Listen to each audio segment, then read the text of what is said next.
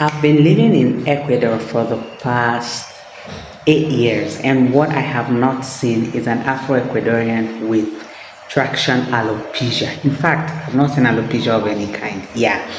And Afro-Ecuadorians are people of dark skin color but of Ecuadorian origin. They are the descendants of slaves that were fortunate to have had their ship wrecked towards the shores of Ecuador, and those slaves escaped and formed a colony in today's Ecuador known as Esmeralda. That is their province. Most of them have migrated to too many parts of the country, and we have a lot of them here in Guayaquil.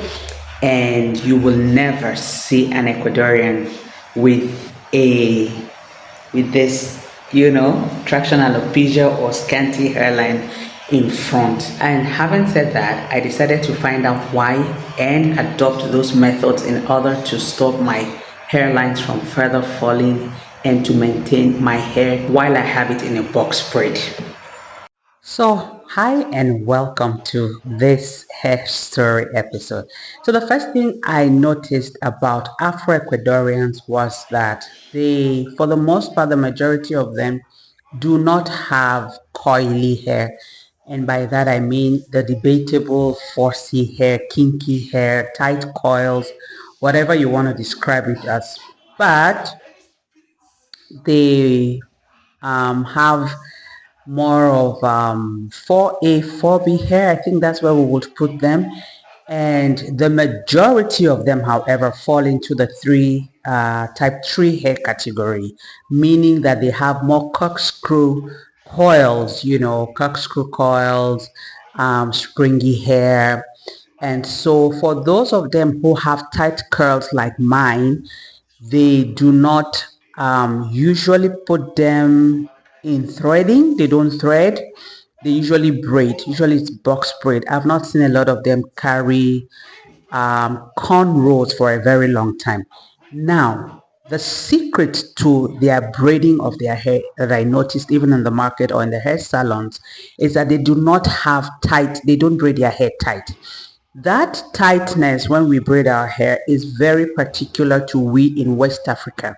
I noticed even in other tribes, they do not have that custom of having very tight braids like the way we want our scalps to shine in West Africa when we go for braids, either box braids or cornrows.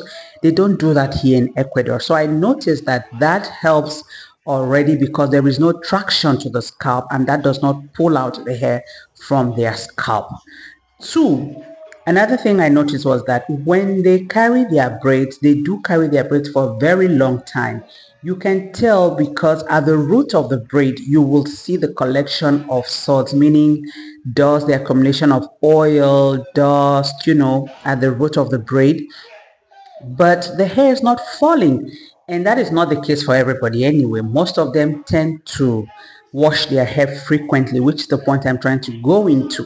For the majority of the part, you will know that the braid has been on for months because there is that hair that has grown about 2 or 3 inches from when it was braided. You literally can see the hair growing under the braid.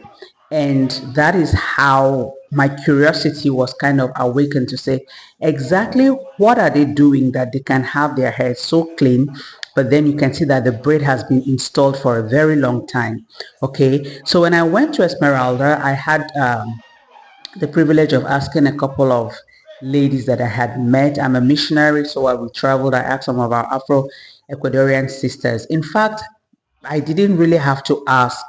When we went to, we have a custom here where we're in the rural areas, they like to bathe in the river. And I noticed that these sisters would just go take their bath or in the river, just dunk the hair.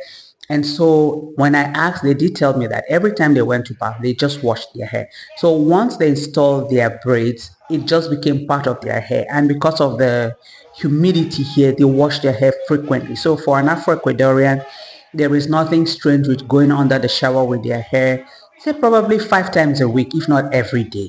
So that was very interesting to to learn in my case, so it shows you that our hair, as kinky hair, we really need moisture on a daily basis, and I believe that is the secret of their hair not falling off or breaking or having traction alopecia, that they don't apply tension and they always keep it moist every day, like on the regular. So if you've seen my last video when I was making this hair, I tried to apply the first principle, which was when I braided the hair, I tried to make it as tight as possible, meaning I didn't apply much tension. I personally have a very sensitive skin, and so when I come to the front, when it comes to my edges in front, I apply the minimum tension. In fact, this was the first time that I braided without taking in my edges in the cornrows. As you can see where I was losing, I literally left it out. Secondly, when I finished, because I was taking my time, the hair took me about 3 or 4 days to braid. And then a week after the braiding, I did my first ever rosemary tea rinse. I just boiled dried rosemary with a couple of cloves, and I took that water and I poured it over my hair. I thought I was going to be able to do that maybe after every 2 days, to restore the moisture in the hair. But ladies, when I tell you, Brazilian wool can hold water. I felt the weight of the water in the extension pulling my hair down so much that I had to quickly put it in a towel and pile the hair on top of my head. I didn't do that. So I did that weekly, but what I did was I alternated. So I would do a hair rinse on Wednesdays, and on Saturdays I would wash with shampoo. And it was a beautiful time because I could really wash off my scalp. My scalp could breathe. This is one time that I really enjoyed my extensions. I had the extensions on for a total of 7 weeks, and for the first time I was able to keep my hair moist. So that was what I did. Or if I was traveling, I would just go with my leave-in conditioner, and I would make sure that I just spritz the cornrows on my head. So at the end of the day, when I took out my scalp, my braids, I really realized that there was no I didn't suffer much breakage this time. In fact, right here when I'm doing it, my hair was just damp, and I took it down bit by bit. As you can see, I would moisturize it, comb it, and put it in a twist and continue losing. So that is all I wanted to share with you, the Ecuadorian method of avoiding traction alopecia and hair breakage and hair maintenance when you have extensions installed, either in the form of cornrows or in the form of box braid. So kindly share with me, what methods do you use to maintain your hair to make sure that it does not fall or break when you want to install your extensions or your box braids or cornrows, and let me know what you do after or prior to installing your hairstyles with your extensions.